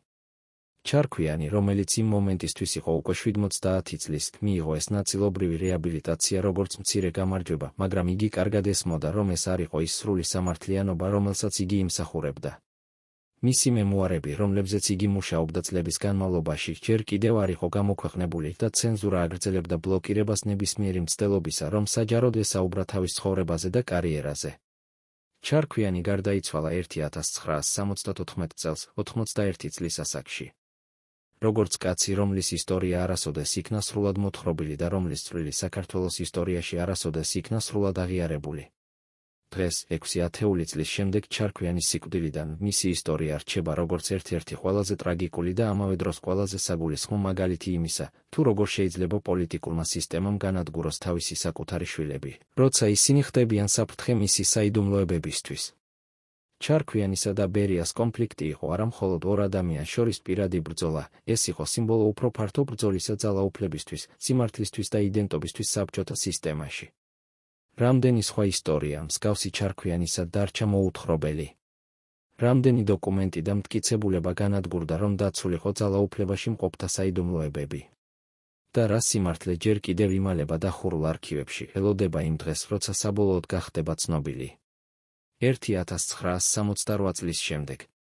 როცა ჩარქვიანმა მიიღო თავისი ნაწილობრივი რეაბილიტაცია, მან გადაწყვიტა, რომ დარჩენილი წლები, რამდენიც კი ღმერთმა მისცა, დაეთმო იმ სიმართლის დოკუმენტირებას, რომელიც მან იცოდა და რომელსაც ოფიციალური ისტორია არასოდეს ასახავდა. მისი მემუარები, რომლებზეც მუშაობა დაიწყო კიდევ 50-იან წლებში, ახლა გახდა მისი ცხოვრების მთავარი მიზანი. ყოველდღიურად რამდენიმე საათის განმავლობაში, როცა მისი ჯანმრთელობა საშუალებას აძლევდა, ჩარქვიანი იჯდა თავის მცირე კაბინეტში და წერდა თავის ახალგაზრდობაზე, პირველ შეხვედრაზე სტალინთან იმ წლებზე, როცა აშენებდა საქართველოს საბჭოთა სისტემაში, იმ ადამიანებზე, რომლებთანაც მუშაობდა, იმ გადაწყვეტილებებზე, რომლებიც მიიღო, იმ შეცდომებზე, რომლებიც დაუშვა. მაგრამ ყველაზე მნიშვნელოვანი ნაწილი მისი მემუარებისა იყო ის თავები, სადაც იგი წერდა ბერიაზე, ბერიას ადრეულ წლებზე საქართველოში, მის მეთოდებზე, მის დანაშაულებებზე და რაც ყველაზე საინტერესოა იმ ადამიანებზე, რომლებიც თანამშრომლობდნენ ბერიასთან და რომლებიც ჯერ კიდევ იყვნენ ძალაუფლებაში. ჩარქვიანი წერდა დეტალურად სახელები, თარიღები, ადგილები, კონკრეტული ოპერაციები. იგი წერდა იმ შეხვედრებზე, სადაც თვითონ იყო დამსწრე, იმ საუბრებზე, რომლებიც მოისმინა, იმ დოკუმენტებზე, რომლებიც ნახა. ეს იყო უნიკალური ისტორიული დოკუმენტი, მოწმობა ადამიანისა, რომელიც იყო ცენტრში იმ მოვლენებისა, რომლებმაც განსაზღვრა საქართველოს ბედი 30-იან და 50-იან წლებში. მაგრამ ჩარქვიანი კარგად იცოდა, რომ ეს მემუარები ვერასოდეს გამოქვეყნდებოდა მის სიცოცხლეში. ცენზურა, რომელიც ჯერ კიდევ არსებობდა საბჭოთა კავშირში მიუხედავად ხრუშჩოვის ყინულის დნობისა, არასოდეს დაუშვებდა პუბლიკაციას, რომელიც შეიცავდა ასეთ სენსიტიურ ინფორმაციას. ამიტომ ჩარქვიანმა გადაწყვიტა, რომ მისი მემუარები უნდა შენახულიყო მომავალი თაობებისთვის, იმ დროისთვის, როცა საბჭოთა სისტემა აღარ იარსებებდა და როცა ისტორიკოსებს შეეძლებოდათ თავისუფლად შეესწავლათ წარსული. მან გადასცა თავისი ხელნაწერები თავის ოჯახის წევრებს და უთხრა მათ, რომ ეს დოკუმენტები უნდა შენახულიყო საიდუმლოდ და გადაეცათ მომავალ თაობებს. 1961 წელს ჩარქვიანმა მიიღო მოულოდნელი სტუმარი, ახალგაზრდა ისტორიკოსი თბილისის უნივერსიტეტიდან, რომელიც მუშაობდა დისერტაციაზე საქართველოს საბჭოთა პერიოდის ისტორიის შესახებ. ეს ახალგაზრდა კაცი, რომლის სახელი იყო გიორგი, გაიგო ჩარქვიანის შესახებ ძველი დოკუმენტებიდან და გადაწყვიტა, რომ ეცადა შეხვედრა მასთან და მოესმინა მისი ისტორია. ჩარქვიანი, რომელიც იშვიათად იღებდა სტუმრებს, დათანხმდა შეხვედრაზე და ეს შეხვედრა გახდა დასაწყისი ურთიერთობისა, რომელიც გაგრძელდებოდა მომდევნო 3 წლის განმავლობაში, ჩარქვიანის სიკვდილამდე. გიორგის ვიზიტები ჩარქვიანთან ხდებოდა ყოველ კვირას. და ამ შეხვედრებზე ჩარქვიანი უამბობდა მას თავის ცხოვრების ისტორიას, რომელიც არასოდეს იქნა ოფიციალურად დოკუმენტირებული. გიორგი აკეთებდა ჩანაწერებს და ეს ჩანაწერები, რომლებიც შემორჩა მის პირად არქივში, დღეს წარმოადგენს ერთ-ერთ ყველაზე მნიშვნელოვან წყაროს ჩარქვიანის ცხოვრებისა და კარიერის შესახებ. ჩარქვიანი ესაუბრებოდა გიორგის არა მხოლოდ თავის პოლიტიკურ კარიერაზე, არამედ თავის პირად გრძნობებზე, თავის შიშებზე, თავის იმედებზე და გაბრაზებებზე. იგი ესაუბრებოდა იმაზე, თუ როგორ გრძნობდა თავს, როცა სტალინი მოკვდა, როგორ განიცდიდა, როცა ბერია ორგანიზებდა მის დაცემას, როგორ ცხოვრობდა იმ 15 წლის განმავლობაში, როცა იყო იზოლირებული და დავიწყებული. ერთ-ერთ ამ შეხვედრაზე 1963 წელს ჩარქვიანმა უთხრა გიორგის რაც არასოდეს ჰქონდა ნათქვამი სხვა ადამიანისთვის. მან უთხრა მას იმ საიდუმლო შეხვედრის შესახებ, რომელიც მოხდა 1953 წლის მარტის მე-4 დღის ღამეს, შეხვედრა ბერიასთან, რომელიც მოხდა სტალინის სიკვდილის მეორე დღეს. ჩარქვიანმა უთხრა გიორგის, რომ ამ შეხვედრაზე ბერიამ პირდაპირ უთხრა მას, რომ სტალინის სიკვდილის შემდეგ საქართველო უნდა გამხდარიყო, ბერიას ბაზა, ადგილი, საიდანაც ბერია აკონტროლებდა მთელ კავკასიას და საიდანაც იგი აშენებდა თავის ძალაუფლებას მთელ საბჭოთა კავშირში. ბერიამ მოითხოვა ჩარქვიანისგან, რომ მას სრულად ჩაებარებინა საქართველოს პარტიული ორგანიზაციის კონტროლი და გამხდარიყო მისი მარიონეტი. ჩარქვიანმა უარი თქვა და ეს უარი, როგორც ჩარქვიანმა უთხრა გიორგის, იყო რეალური მიზეზი იმისა, რაც მოხდა შემდეგ. მაგრამ რაც ყველაზე საინტერესოა, ჩარქვიანმა უთხრა გიორგის, რომ ამ შეხვედრაზე ბერიამ ასევე უთხრა მას რაც აიხსნიდა, თუ რატომ იყო ბერია იმდენად დაჟინებული ჩარქვიანის განადგურებაში.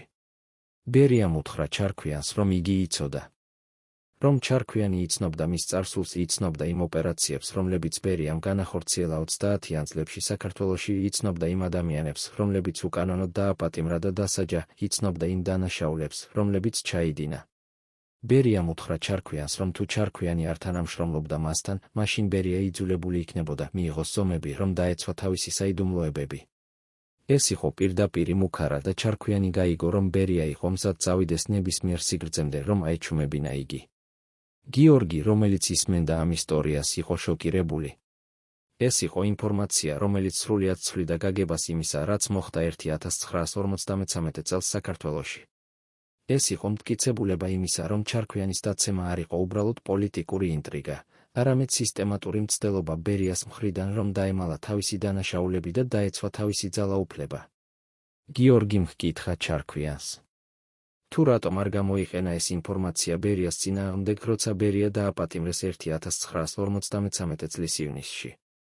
ჩარქვიანმა უპასუხა, რომ იმ მომენტისთვის იგი უკვე იყო იზოლირებული და არავინ არ უსმენდა მას, და რომ გარდა ამისა, იგი ეშინოდა, რომ თუ ესაუბრებოდა, ეს შეეძლო საფრთხე შეექმნა არა მხოლოდ მისთვის, არამედ მისი ოჯახისთვის და მისი ახლობლებისთვის. 1974 წლის იანვარში ჩარქვიანის ჯანმრთელობა მკვეთრად გაუარესდა.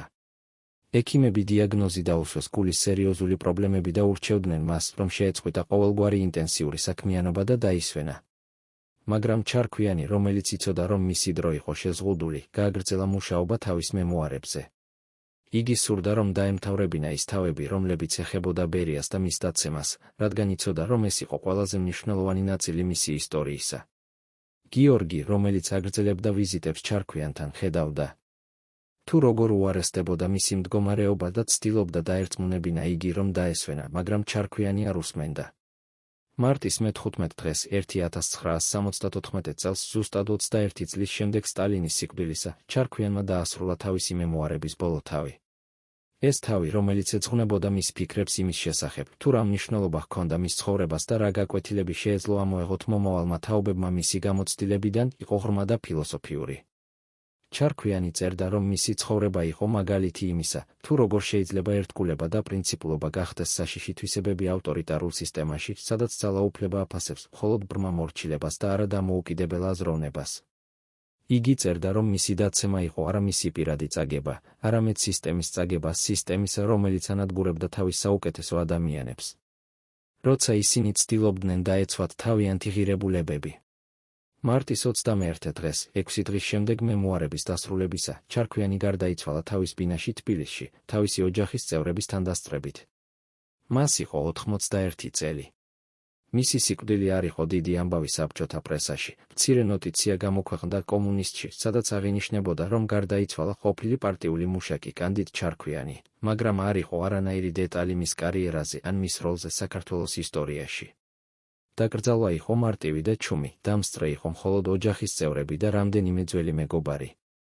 არ იყო ოფიციალური დელეგაციები, არ იყო სახელმწიფო პატივისცემა, არ იყო აღიარება იმისა, რაც ჩარქვიანმა გააკეთა საქართველოსთვის.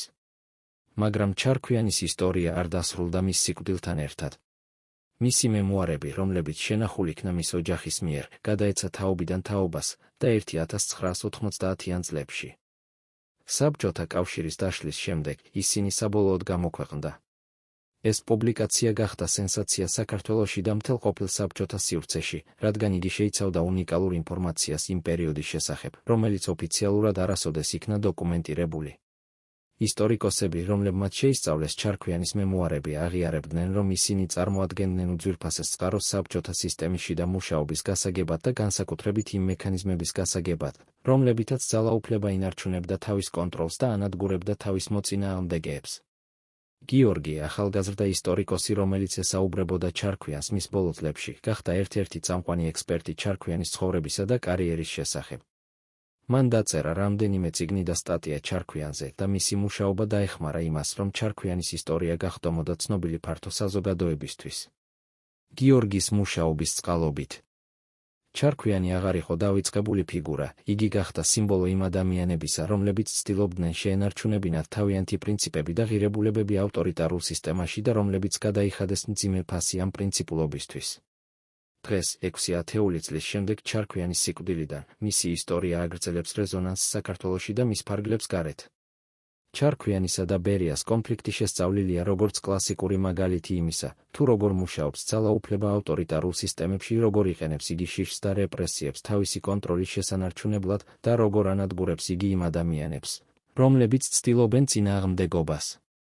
მაგრამ ჩარქვიანის ისტორია არის ასევე ისტორია იმედისა და გამძლეობის შესახებ, ისტორია კაცისა, რომელიც, მიუხედავად ყველა რამისა, რაც მას განიცადა, არასოდეს დაკარგა რწმენა იმაში, რომ სიმართლე საბოლოოდ გამოვა ზედაპირზე და რომ ისტორია საბოლოოდ გააკეთებს სამართლიან განაჩენს. რამდენი სხვა ისტორია მსგავსი ჩარქვიანისა ჯერ კიდევ ელოდება თავის მკვლევარებს. რამდენი დოკუმენტი ჯერ კიდევ იმალება დახურულ არქივებში, რომლებიც შეეძლოთ შეეცვალათ ჩვენი გაგება წარსულისა. და რა გაკვეთილები შეგვიძლია ამოვიღოთ ჩარქვიანის გამოცდილებიდან იმ გამოწვევებისთვის, რომლებსაც ვაწყდებით დღეს, როცა ძალაუფლება და პრინციპები კვლავ ხშირად აღმოჩნდებიან კონფლიქტში. ჩარქვიანის ცხოვრება გვასწავლის, რომ პრინციპულობას აქვს თავისი ფასი, მაგრამ ასევე აქვს თავისი ღირებულება. იგი გვასწავლის, რომ სიმართლე, თუნდაც დამალული იყოს ათწლეულების განმავლობაში, საბოლოოდ პოულობს გზას ზედაპირზე. და იგი გვასწავლის, რომ ისტორია არის არა მხოლოდ გამარჯვებულების ისტორია, არამედ ასევე იმ ადამიანების ისტორია, რომლებიც წააგეს.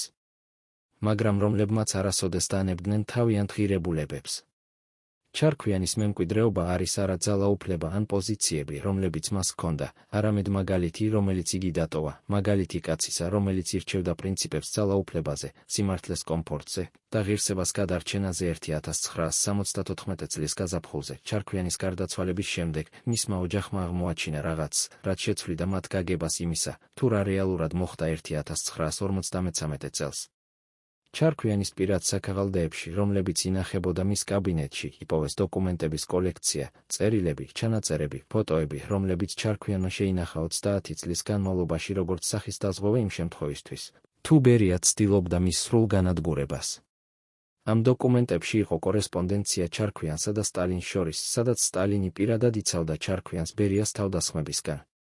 იყო ჩანაწერები შეხვედრებისა, სადაც ბერია აკრიტიკებდა ჩარქვიანს სტალინის თანდასწრებით და რაც ყველაზე მნიშვნელოვანია, იყო დოკუმენტები, რომლებიც ადასტურებდნენ, რომ ბერია პირადად ორგანიზებდა ჩარქვიანის დაცემას 1953 წელს. ოჯახმა გადაწყვიტა, რომ ეს დოკუმენტები უნდა შენახულიყო საიდუმლოდ, რადგან საბჭოთა სისტემა ჯერ კიდევ არსებობდა და მათი გამჟღავნება შეეძლო საფრთხე შეექმნა ოჯახისთვის. მაგრამ ისინი ასევე გადაწყვიტეს, რომ როცა მოვა დრო, როცა საბჭოთა სისტემა აღარ იარსებებს და როცა ისტორიკოსებს შეეძლებათ თავისუფლად შეისწავლონ წარსული, ეს დოკუმენტები უნდა გახდეს საჯარო. ამ გადაწყვეტილებამ, რომელიც მიიღეს ჩარქვიანის ოჯახის წევრებმა 1974 წლის გაზაფხულზე, გახდა ერთ-ერთი ყველაზე მნიშვნელოვანი ფაქტორი იმაში, რომ ჩარქვიანის ისტორია საბოლოოდ გახდა ცნობილი სრულად. 26 წლის შემდეგ, 1990 წელს. როცა საბჭოთა კავშირი დაიშალა და საქართველო გახდა დამოუკიდებელი, ჩარქვიანის ოჯახმა გადაწყვიტა, რომ დროა ეს დოკუმენტები გახდეს საჯარო. მათ დაუკავშირდნენ საქართველოს ეროვნულ არქივს და გადასცეს მთელი კოლექცია, ჩარქვიანის მემუარები, მისი პირადი დოკუმენტები, გიორგის ჩანაწერები მის ინტერვიუებიდან ჩარქვიანთან და ყველა სხვა მასალა, რომელიც შეინახა ოჯახმა. ეს კოლექცია, რომელიც შეიცავდა 10,000-ობით გვერდს დოკუმენტებისა და ჩანაწერებისა, გახდა ერთ-ერთი ყველაზე მნიშვნელოვანი ისტორიული რესურსი საქართველოს საბჭოთა პერიოდის შესასწავლად. ისტორიკოსები, რომლებმაც დაიწყეს ამ მასალების შესწავლა, აღმოაჩინეს ბევრი რამ, რაც ცვლიდა ოფიციალურ ნარატივს იმის შესახებ, რაც მოხდა 1953 წელს საქართველოში. ისინი აღმოაჩინეს, რომ ჩარქვიანის დაცემა არ იყო, როგორც ეს ოფიციალურად წარმოდგენილი იყო, შედეგი მისი ლოკალისტური ტენდენციებისა ან პარტიული დისციპლინის დარღვევისა. არამედ იყო სისტემატური კამპანია ბერიას მხრიდან, რომელიც მიზნად ისახავდა ჩარქვიანის განადგურებას იმიტომ, რომ ჩარქვიანი იცოდა ძალიან ბევრი ბერიას წარსულის შესახებ. ისინი აღმოაჩინეს, რომ ბერია პირადად ორგანიზებდა იმ კომისიას, რომელიც ინსპექტირებდა საქართველოს პარტიულ ორგანიზაციას, პირადად წერდა ბრალდებებს ჩარქვიანის წინააღმდეგ და პირადად აკონტროლებდა იმ პლენუმს, სადაც ჩარქვიანი იძულებული იყო თვითკრიტიკა მოეხდინა. მაგრამ რაც ყველაზე საინტერესო აღმოჩნდა, ისტორიკოსებმა აღმოაჩინეს, რომ ჩარქვიანის დევნა არ დასრულდა ბერიას დაპატიმრებით. პირიქით, როგორც ეს გამოიკვეთა დოკუმენტებიდან, ახალმა საბჭოთა ლიდერობამ, მალენკოვმა, ხრუშჩოვმა და სხვებმა, გააგრძელეს ჩარქვიანის იზოლაცია იმიტომ, რომ ისინი ეშინოდათ, რომ ჩარქვიანი, თუ დაბრუნდებოდა ძალაუფლებაში, დაიწყებდა საუბარს იმაზე, რაც იცოდა არა მხოლოდ ბერიას, არამედ მთელი სტალინური სისტემის შესახებ. ისინი ეშინოდათ, რომ ჩარქვიანი შეეძლო დაესვა კითხვები იმის შესახებ, თუ რატომ არ შეაჩერეს ბერია ადრე, რატომ არ დაიცვეს ჩარქვიანი, როცა ბერია ორგანიზებდა მის დაცემას და რა როლი ჰქონდათ მათ თავად იმ რეპრესიებში, რომლებიც მოხდა სტალინის ეპოქაში. ეს აღმოჩენები, რომლებიც გამოქვეყნდა 1990-იან წლებში რამდენიმე ისტორიულ ნაშრომში და სტატიაში, გამოიწვია დიდი ინტერესი საქართველოში და მის ფარგლებს გარეთ.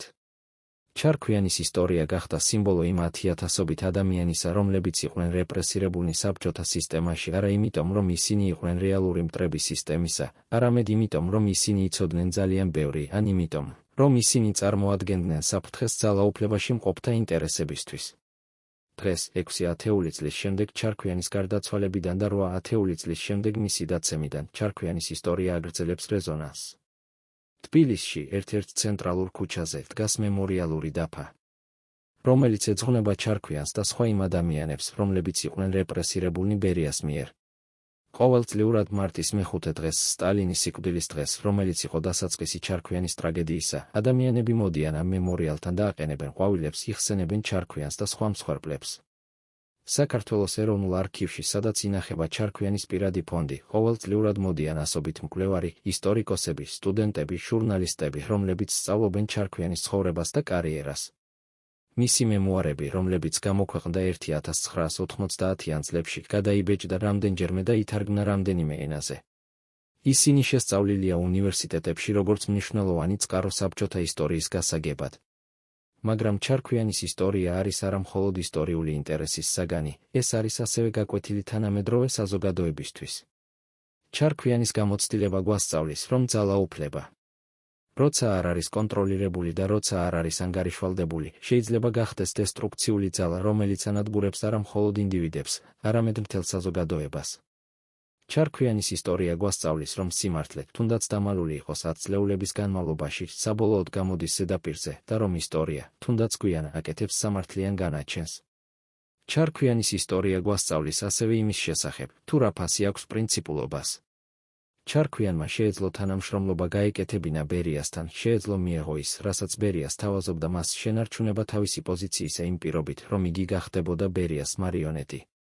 მაგრამ ჩარქვიანმა აირჩია უარი, აირჩია თავისი პრინციპების დაცვა და ამ არჩევანმა ღირა მას ყველაფერი, მისი კარიერა,